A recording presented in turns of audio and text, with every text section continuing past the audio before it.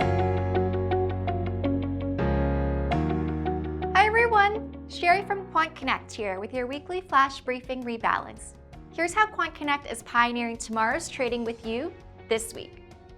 A new data feed work scheduling system was implemented that prioritizes the most recent work items by their size. CPU and RAM usage was reduced, leading to an improvement in backtest speeds and Python launch time.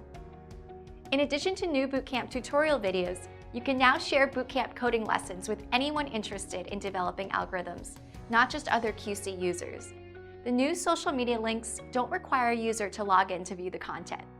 The update reflects QC's mission to make algorithm development universally accessible. Find the links in the description below. Several bugs were squashed. Now universes added in the initialize method use start and end times that appropriately reflect potential changes in the method. Additionally, division by zero in the fundamental universe selection model is now prevented, which allows the universe selection a new attempt on the next trading day while keeping the universe unchanged. A shout out to Jeff Ward for his contribution to Lean this week. Jeff added a new portfolio construction model, the Accumulative Construction Model, which scales up your position as you emit more insights for each asset. You can see an example of how to use this new model in the links below. Like staying updated on the latest QC news? Throw us a thumbs up and subscribe.